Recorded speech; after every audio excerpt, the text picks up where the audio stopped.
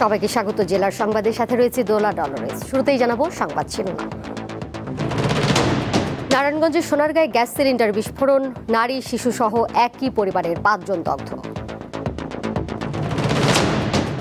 শেরপুরে বিজিবির অভিযানে ভারতীয় অবৈধ পণ্য ও গরু আটক, চোরাকারবারীরা ধরা ছোঁয়ার বাইরে।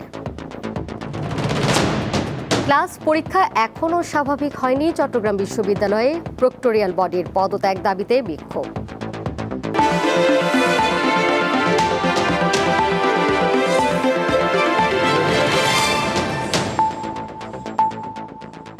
নারায়ণগঞ্জের সোনারগাঁও কাঁচপুরে গ্যাস লিকেজ থেকে আগুনে বিস্ফোরণে শিশু সহ একই পরিবারের 5 জন দগ্ধ হয়েছে। তাদেরকে জাতীয় বার্ন ও প্লাস্টিক সার্জারি ইনস্টিটিউটে ভর্তি করা হয়েছে।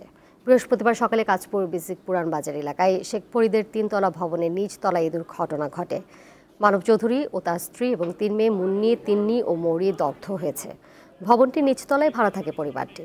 সকালে রান্নার জন্য চুলা জ্বালালে বিকট শব্দে বিস্ফোরণ হয়। পরে তাদের চিৎকার শুনে আশপাশের লোকজন আগুন নেভায়। এরপর তাদেরকে উদ্ধার করে হাসপাতালে নেওয়া হয়।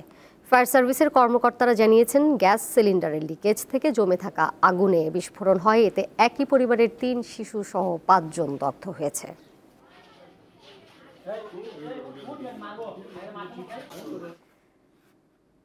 শেরপুরের শ্রীবর্দী এবং হালুয়াঘাটে বিজিবি অভিযান চালিয়ে ভারতীয় অবৈধ পণ্য, মদ ও গরু আটক করেছে। চোরাকারবারীরা সীমান্তবর্তী এলাকা দিয়ে ভারতীয় সব অবৈধ মালামাল, মদ ও গরু পাচারের চেষ্টা করে। বৃহস্পতিবার ভোরে বিজিবির টহল দল পৃথক অভিযান পরিচালনা করে। এ সময় 54,000 পিস ভারতীয় জিলেট ব্লেড, 120 কেজি জিরা, 1,550 পিস সুপারি, 5টি গরু ও মদ আটক করে বিজিবির সদস্যরা। এসব পণ্যের আনুমানিক মূল্য 11,85,300 টাকা। অভিযানের খবর পেয়ে চোরাকারবারীরা পালিয়ে যায়।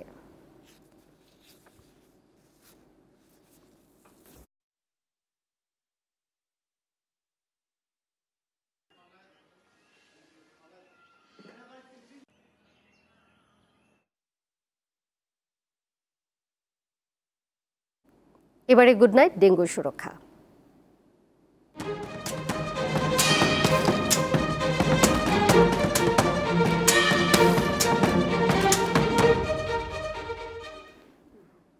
বরিশাল বিভাগে কমেছে ডেঙ্গুর প্রকোপ।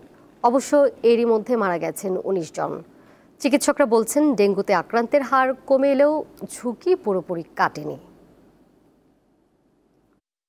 চলতি বছরের 31 আগস্ট পর্যন্ত বরিশাল বিভাগের 6 জেলায় 2টি মেডিকেল কলেজ হাসপাতাল, 6টি জেলা সদর হাসপাতাল ও 42টি উপজেলা স্বাস্থ্য কমপ্লেক্সে ডেঙ্গুতে আক্রান্ত হয়ে ভর্তি হন 10,327 জন।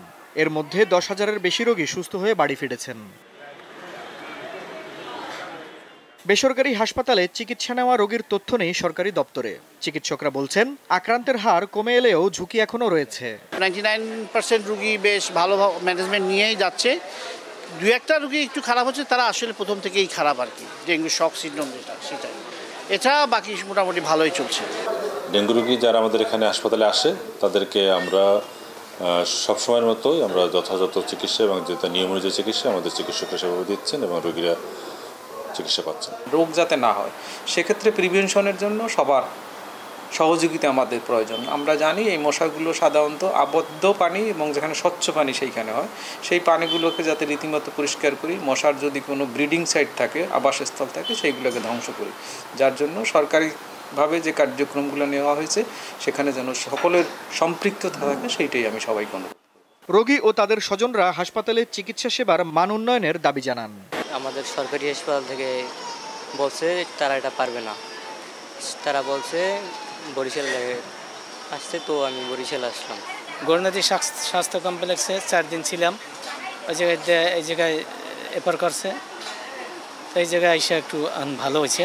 এখানে পর্যাপ্ত সুষ্ঠু ব্যবস্থাপনা বলতে যেগুলো বোঝানো হচ্ছে, সেখানে পর্যাপ্ত নার্স, পর্যাপ্ত চিকিৎসক, পর্যাপ্ত বেড এবং পরিষ্কার পরিচ্ছন্নতা, এটার উপর যথেষ্ট গুরুত্ব দেয় না কর্তৃপক্ষ। না দেওয়ার কারণে রোগীরা চরম ভোগান্তির শিকার হয়। বরিশাল বিভাগের 6 জেলার মধ্যে বরগুনাকে ডেঙ্গুর হটস্পট হিসেবে চিহ্নিত করেছে স্বাস্থ্য বিভাগ। দীপ্ত, বার্তা কক্ষ। এবারে কেওয়াই স্টিল চট্টগ্রাম সংবাদ।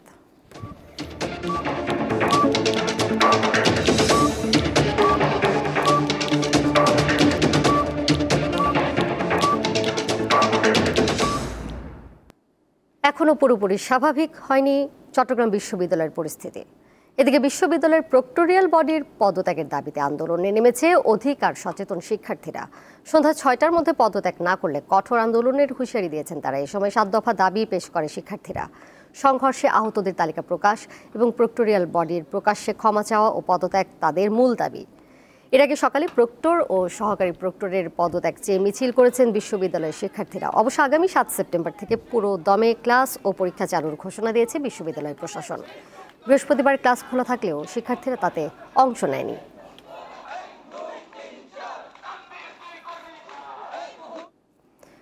চট্টগ্রামে চাকরি মেলা 2025 ও এসএসসির ফলাফল উপলক্ষে অনুষ্ঠানের আয়োজন করে ইউসেফ। বাংলাদেশের নির্বাহী পরিচালক ও সাবেক মুখ্য সচিব আব্দুল করিমের সভাপতিত্বে অনুষ্ঠানে বিশেষ অতিথি হিসেবে উপস্থিত ছিলেন সমাজ সেবা অধিদপ্তরের বিভাগীয় পরিচালক নাজিমুল ইসলাম ও অতিরিক্ত জেলা প্রশাসক শরীফউদ্দিন। দিনব্যাপী আয়োজনে মোট 15টি প্রতিষ্ঠান অংশ নেয়। মেলার মাধ্যমে সরাসরি সাক্ষাৎকারে 93 জন চাকরি প্রার্থী নিয়োগপত্র গ্রহণ করেন এবং 671 চাকরি প্রার্থী তাদের সিভি জমা দেন।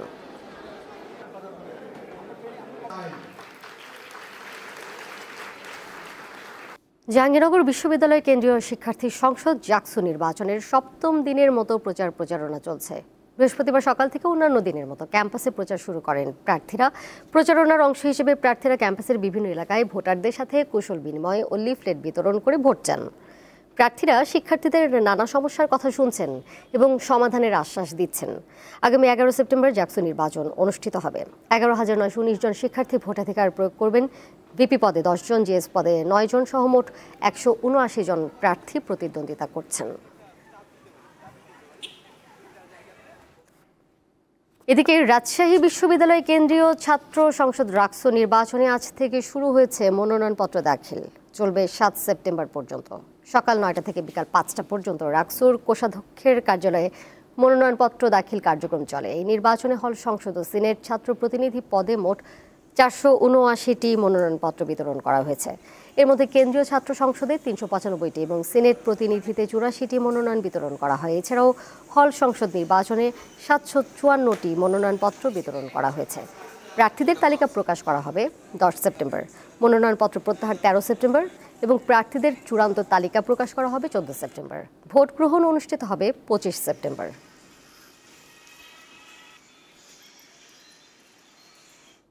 শ্রমিক অসন্তোষের জেরে 2 দিন বন্ধ থাকার পর ফের খুলেছে নীলফামারীর উত্তরা ইপিজেড। সকাল 6টা থেকে এভারগ্রিন প্রোডাক্ট লিমিটেড কারখানা ছাড়া বাকি 23টিতে কাজে যোগ দেন শ্রমিকরা। যে কোনো ধরনের অপ্রীতিকর ঘটনা এড়াতে সকাল থেকে ইপিজেডের প্রধান ফটক ও সৈয়দপুর নীলফামারী মহাসড়কের 2 পাশে সেনাবাহিনী ও পুলিশ সদস্যরা অবস্থান নেন। এর আগে বুধবার বিকেল থেকে রাত পর্যন্ত জেলা প্রশাসন, পুলিশ, কারখানা ও ইপিজেড কর্তৃপক্ষ, রাজনৈতিক দলের নেতৃবৃন্দ ও শ্রমিক প্রতিনিধিদের বৈঠক হয়। সেখানে শ্রমিকদের 23 দফা দাবি মেনে নিয়ে আজ থেকে কারখানা চালুর বিষয়ে সিদ্ধান্ত নেয় কর্তৃপক্ষ। এভারগ্রিন কারখানাটি আগামী শনিবার থেকে খুলে দেওয়া হবে।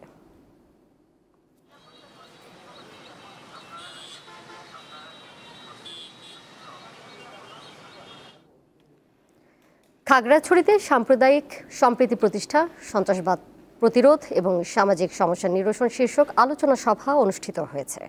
বৃহস্পতিবার সকালে খাগড়াছড়ি ইসলামিক ফাউন্ডেশন জেলা কার্যালয়ের আয়োজনে এই আলোচনার আয়োজন করা হয়।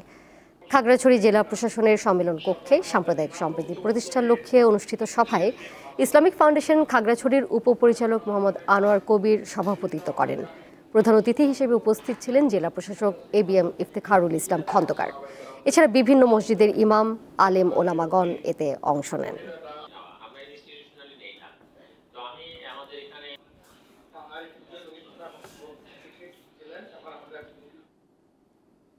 শেষ করব জেলার সংবাদ, যাবার আগে শিরোনামগুলো জানিয়ে দিব আরও একবার। নারায়ণগঞ্জের সোনারগাঁয়ে গ্যাস সিলিন্ডার বিস্ফোরণ, নারী শিশু সহ একই পরিবারের 5 জন দগ্ধ। শেরপুরে বিজিবির অভিযানে ভারতীয় অবৈধ পণ্য ও গরু আটক, চোরাকারবারীরা ধরা ছোঁয়ার বাইরে। ক্লাস পরীক্ষা এখনও স্বাভাবিক হয়নি চট্টগ্রাম বিশ্ববিদ্যালয়ে, প্রক্টোরিয়াল বডির পদত্যাগ দাবিতে বিক্ষোভ।